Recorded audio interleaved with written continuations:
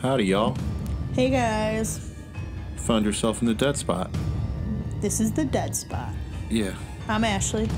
I'm Garrett. And we already said what it is, so you know.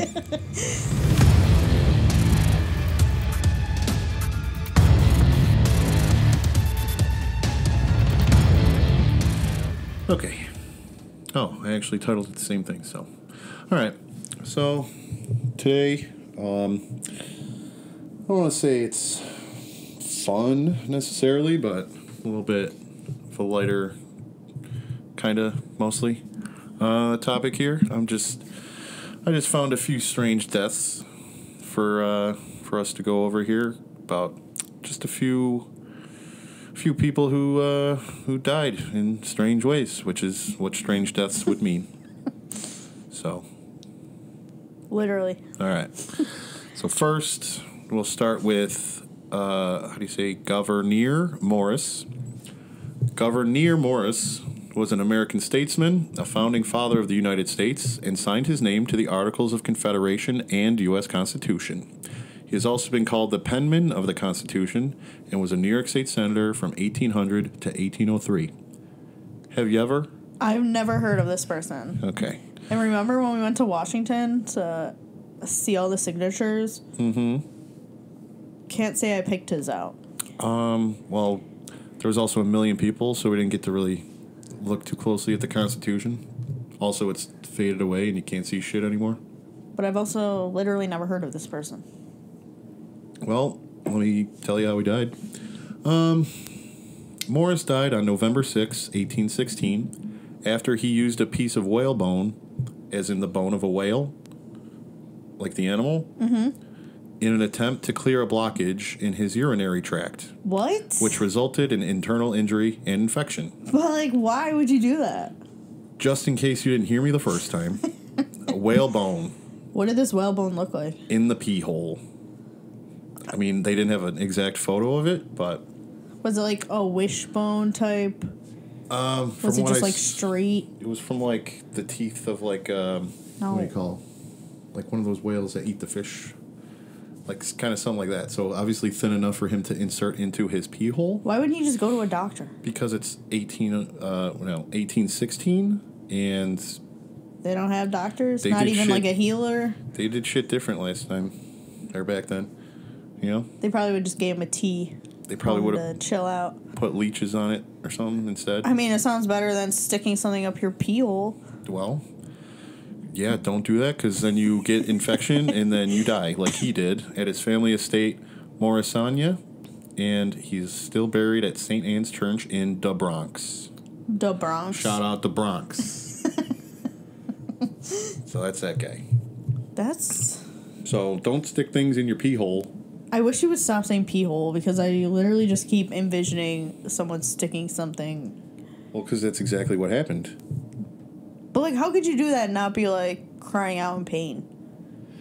Again, I don't have an exact account of what exactly happened, but How did they find him? With like, a bone in his urinary tract? I'm not sure. Just dead on the floor? I'm not sure. He got infected, and as infections do, they kill you a little bit. Well, they definitely kill you in 18... What year did you say it was? 1806? 16. 1816? Yeah, you're dead. You get an infection, you're dead. They don't have penicillin. Mm-hmm. Well, a little more current than that one. In the 20th century, Stanton Walker. 20-year-old Walker and a couple of his friends were in attendance at an amateur baseball game in Morristown, Ohio on October 25th, 1902. One of his friends was keeping score and used a knife to sharpen his pencil. Because it's 1902 when they gotta sharpen a pencil somehow. When he was done with the knife, he passed it to Walker so he could pass it on to the other fella. But before Walker could hand off the knife, a foul ball struck his hand and the knife was plunged into his chest right next to his heart. With obvious concern, his friends asked if he was hurt, to which he replied, "Not much." Blood began to flow out heavily and he was dead within the next few minutes. So he gets stabbed in the chest. This is like a weird Final Destination death. Like, what are the chances that foul ball is going to hit him at that exact moment he has that knife? And first of all, why are you pointing it right to your chest? Maybe he was holding the blade. as you do when being polite when you're handing off a sharp object like scissors. You know, you hold the blade, and the person takes the handle. So you probably got it like this. You see what? Well, you people listening don't see it, but I'm pointing the handle towards Ashley here. And then if you hit a ball at it, it's going to come back at you and stab you. But that's crazy. Well, I also don't know exactly where it was sitting or what kind of mustard the pitcher put on this ball. You know what I'm saying? I don't know how fast it was going. Must have been pretty fast. Like, literally, that's like Final Destination death. Yeah. So, if you're going to a baseball game, pay First attention. of all, you can't bring a knife Well, yeah. to a baseball game, and you don't need to sharpen any pencils Well, at that exact moment. They have scoreboards. They didn't have scoreboards in 1902? no, because it was 1902. Well, I don't know what they had. All right, so next we have Alexander of Greece. Have you ever heard? He sounds like a explorer. Well, this is Greece, the country, not the musical. There's no Danny Zuko out here. Yeah, I know. Okay. Alexander was king of Greece from June 1917 until his death on October 25th, 1920. A few weeks prior, he was walking the grounds of the Tatoi estate when he witnessed and intervened to break up a fight. But not the kind of fight you might think. A Barbary macaque attacked or was attacked by the king's German shepherd, Fritz. Either way, we got a dog fight and a monkey. Oh, wait, why did he have a monkey? It belonged to somebody else who lived on the fucking thing or something. That lived on the property? Something like that. Because there were more monkeys. Alexander attempted to separate the two animals, and while doing so, a second monkey came out of nowhere and bit him on the leg and torso. Servants showed up and chased off the monkeys so they could clean and dress his wounds, but they did not cauterize them. So he just bled out. Well, it got infected because it wasn't cauterized, so it would stop the bleeding and seal the wound. So that's how the infection got in. Alexander, as most men might react to any sort of injury, did not believe it to be serious and brushed it off. Later that night, his wounds became infected. As a result, he had a high fever and sepsis. Blood infection Yeah, that's not good. had set in. The Greek government wouldn't allow his mother to re-enter the country as she was exiled to Switzerland. Alexander's grandmother and widow of King George I, Olga, was permitted to return to Athens, but after weather delays while sailing in, Alexander died 12 hours prior to her arrival. Aw, he died alone. So he got bit by a monkey and died while trying to break up a fight between a monkey and its dog. But wait, didn't they have, like, medicine then? It was, like, 1920. Monkey They didn't infection. have penicillin? Not for monkey fight bites. infection? Not for monkey bites. Who is this doctor? I don't know. This seems a little suspicious. Well, that's all I got. Okay. Anyway, we have Bobby Leach here. Bobby Leach was a stunt performer for the Barnum and Bailey Circus and was the second person to go over Niagara Falls in a barrel in 1911 after Annie Taylor did it first in 1901. Bobby spent 6 months in the hospital recovering from his injuries while going over the falls, including 2 broken kneecaps and a fractured jaw. So, he was all right. But 15 years later, while in New Zealand, he was on some type of media tour or something, it said. He injured his leg when he slipped on an orange peel. Not quite the classic banana peel gag, but the same idea. And what happened? Did he, like, break his leg or something? Well, yeah, he injured his leg, and then it became infected. Oh my God, with these infections. I know, that's the theme so far. And gangrene had set in. What's an infection will kill you. Yeah, especially if it's gangrene. I'm pretty sure that's what, like if you get stranded somewhere in the wilderness, that's what they always say. They're like, look out for infection because that'll be your first death. Yeah. Bobby Leach died 2 months later due to complications from a botched amputation of that leg. So they tried to cut it off, and then something else happened, and there was complications, and that's how he died. By slipping on an orange peel. So to summarize, he slipped on an orange peel, and then a whole bunch of shit happened after that, and then he died. So it caused... So he could survive going over the falls. In a barrel. In a barrel. But not an orange peel. Survive slipping on an orange peel. Right. What the... Yeah. All right. Gary Hoy. Gary Hoy was a Canadian lawyer for the Holden Day Wilson. Did you say lawyer? Yes. For the Holden Day Wilson Law Firm in Toronto, Ontario, Canada. On July 9, 1993, while giving a tour of the Toronto Dominion Centre, also known as TD Centre, have you heard? Like TD Bank? No. Okay. He was showing the articling students, who are students studying to become a lawyer. He decided to demonstrate the strength of the glass window to show them that the window was unbreakable. Oh, no. For whatever reason. Oh, no. TD Centre consists of 5 buildings in downtown Toronto, with each building standing 56 floors tall. I don't like this. Apparently, Hoy had done this several times before, bouncing back off the glass. Shock factor, cheap laugh, I don't know. I don't like this. I don't like where this is going. Well, I'm sure it's going exactly where you think it is. This time, Hoy had successfully demonstrated once again that the glass window was unbreakable. So again, he ran at it and bounced right off of it to prove that the window does not break. And he's on the 56th floor. No. So, for whatever reason, once wasn't enough, so Gary went back for round 2. Gary, no. This time, the force of his 160-pound body knocked the entire window out of the frame, and he, alongside the entire window, fell out of the building from the 24th floor. I knew it. While Gary Hoy unfortunately fell to his death, the window survived the impact and, just as he claimed, remained unbreakable. So the glass didn't break. It just popped out of the frame. So he was right. The glass didn't break. But he still died. But he didn't die a liar. Well, thank God. Because, the glass I was all knew intact. that was going to happen. First of all, why would you do that? I don't know. At least do it on the first floor. I guess. Well, A second floor max. maybe now, but, This was 1993, okay? yeah. You know what they say? What happens in 1993 stays in 1993. Until it's on the internet. Then it's forever. Okay, you're probably not going to like this one. Oh, great. Because it's a little... Dark. No. Well, Gross. yeah. Disgusting. Yeah. Great. Okay.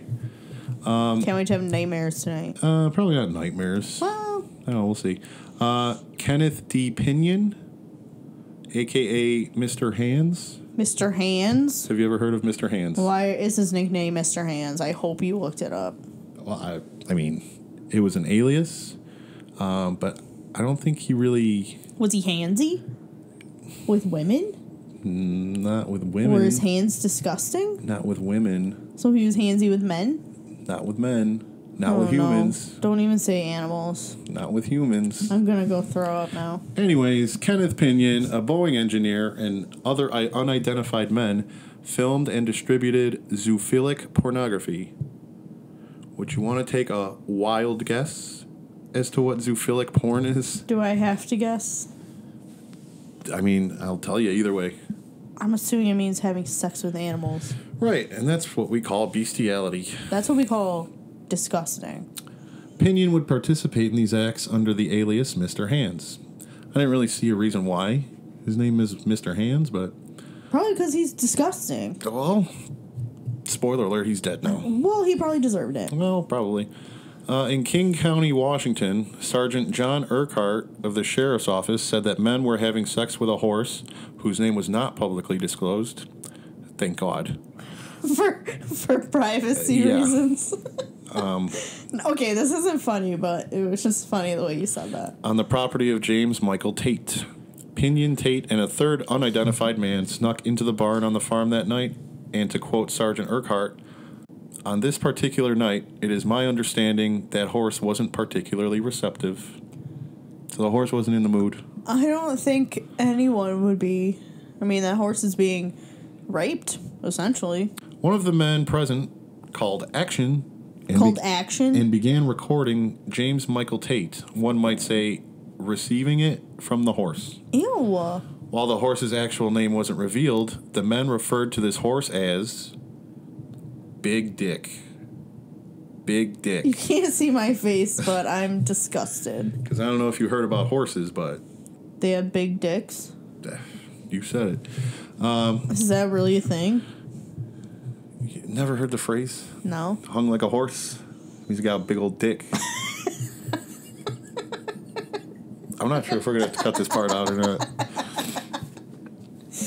Once Tate was done doing what he was doing with old Big Dick, he tagged in Kenneth Pinion, a.k.a. Mr. Hands, for his turn. Ew, I can't listen to this. While Mr. Hands was getting busy with Big Dick, Pinion sustained... Can you just call him, like, Big D? Well, that's the last time. So, while he was getting busy with Big D, Pinion sustained internal injuries, including a perforated colon. Good. Because I'm not sure if you heard about the size of a horse's... D? Yeah. But, it'll perforate your colon, apparently. Sheesh. One of Pinion's unidentified boys dropped him off at the Enumclaw Community Hospital on July 2nd, 2005. The medical staff rushed 2005? 2005. Well, they were videotaping it. The medical staff rushed him into an exam room without noticing that he was already dead. The medical examiner's office determined that the 45-year-old man died of acute peritonitis, which is inflammation of the lining of the inner wall of the abdomen due to a perforated colon from getting fucked by a horse. Right? I feel very disturbed on many levels. You're right. I don't like this one. The death was ruled accidental. Accidental? As far as I'm concerned, there's nothing accidental about getting fucked by a horse, but I guess in a way it was accidental because he didn't mean to get his colon perforated, but it wasn't an accident that he's getting fucked by a horse. I feel really gross. Like, I don't like this. And the video is on the internet somewhere. Well, we're not going to go look for it, and we're not posting it, so... I've seen some things in my day on that there internet, but I'm pretty sure I'm pretty sure I didn't see that. Because I feel like that's something you wouldn't forget. First of all, if you even clicked on that to watch it, that's really fucked up. We've been around the 2 girls, 1 cup situation. Ew. That's not nearly the same thing. But it's along the same lines. Because it was 2005, so it was like one of the first kind of shock videos on the internet. You know what I mean? But, so that's Mr. Hands. Well, Mr. Hands got what he deserved. Yeah. From the unidentified horse for privacy reasons. Yeah, I hope he's doing well. Yeah, he's probably traumatized. Maybe. Maybe he's in little horse therapy. What's horse therapy? Is that like where they just gallop around in circles? All right. This one is an unknown man. In May of 2021, the body of a 39-year-old man was found inside the leg of a papier-mâché statue of a Stegosaurus in Catalonia, Spain. How? Like, I was trying to find exactly how big this thing is, but it's, like, big. So, like, it looks like... Well, you know how papier-mâché is made? So it's, like, hollow inside? Yeah. Like, it showed a person standing next to it, and, like, the leg was taller than the person. So, let's say the legs themselves were, like, 6 feet. Like, maybe. why are you going in there and getting stuck in there? I'll let you know. Okay. Local police hypothesized that the man may have crawled inside headfirst to retrieve his cell phone that somehow fell into it, I guess, and then got stuck inside. Firefighters had to cut the statue open to retrieve the man's body, which was discovered when a man and his son noticed a smell near the statue and was able to see his body through a crack in the statue. Police ruled the death as an accidental. Listen, if my phone falls somewhere, it's gone forever. Like somewhere I can't reach. Or you just gotta smash that leg open yourself. I don't think you can. You probably could have just asked someone, in the whoever runs that statue. Yeah, I was like, looked like it was in a park or something like that. Or maybe get one of those grabbers. Yeah, well, he left it at home that day, I guess. That must have been a terrible way to die. Probably like suffocated. Probably. I'm sure it was really hot. I'm sure that was not good. And I'm going to ask you this, but even though I know you haven't, have you ever seen Ace Ventura, When Nature Calls? No. Okay. How about you say that? I haven't seen it. That's what I said. Because there's a Why scene. do you just assume? Because there's a scene where he's stuck in the back of like a fake rhino, and then he's like, what is he doing? He's like surveilling somebody, And then he tries to escape because it's getting hot in there. He's overheating, and he tries to crawl out the butt of it. And, like, there's a little boy watching, and it's a whole thing. You just gotta go. You gotta see it. I mean, it came out, like, 25 years ago. Is this, like, the same thing that probably happened to this guy? That's what I thought about. But... Yeah, I've never seen that. Okay. Which isn't surprising, because I haven't seen a lot of movies. Yeah, I might just cut that part out anyways. All right, the last one I have here is Joseph Austin Smith. In January of 2023, Joseph Austin Smith, 30 years old, of Wichita, Kansas, was shot and killed in his friend's pickup truck during a hunting trip. Did they trespass on a crazy woodsman's property? No. Did they pick up a hitchhiker who turned on them? No. Did his friend kill him? His friend killed him, right? No. The shooting occurred around 9:40 a.m. on January 25th, 2023. Smith was sitting in the front passenger seat of the truck. A rifle and other hunting gear was lying in the back seat. Along for the trip with the two of them was his friend's dog. The dog stood on the rifle, and the gun discharged into his back. First responders arrived within minutes, but were unable to save him. As far as I saw, no criminal charges were brought upon the dog. I don't think you could bring criminal charges against the dog. Maybe he's making friends with that horse. Why didn't he have the safety on? You're asking questions that I don't know. You don't have the answers? Maybe it was a hit job. And they hired the dog? Maybe the dog knew exactly what he was doing. Dogs are fucking smart, so... Listen. He's like, here, just paw at this trigger... This whole episode is like weird Final Destination deaths. Until it goes bang. You know? I mean, I guess, but I don't think that happened. Or he just did it himself. Sounds like an accident. It's like, this fucking guy, don't give me no treats. Don't take me for walks. Yeah, well, it's his friend's dog. So? You don't take your friend's dogs for walks? No. When's the last time I did that? I don't know. Never. Yeah. Well, not never, but not lately, not often. So, but that's all I got for this right now. But there's plenty more where that came from. That's so weird. And I'll try to eliminate any more horse fucking stories. How about no more people fucking animal stories? Oh, sure. I guess I can do that. 'Cause that's really disturbing. Yeah. Like, what did those animals ever do to you? Nothing. Exactly. Right. Nothing. So... If you had to pick a dumb way to die, what would it be? What the fuck? Tell me. I don't know. What do you think is the dumbest way to die?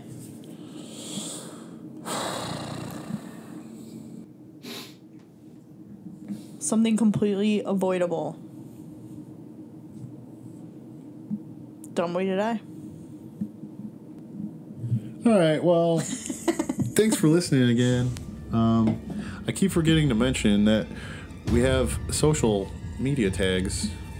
I only have a Twitter and an Instagram set up because I don't want to mess with that Facebook mess. Plus, it looks like Twitter might be going into the ground anyway, so... So follow us. So either way, it's Dead Spot Pod on Twitter and Instagram, and deadspotpod@gmail.com. And we look forward to the next one. And we hope we hear from you again. I don't fucking know, dude. Okay, bye. Okay, love you, bye.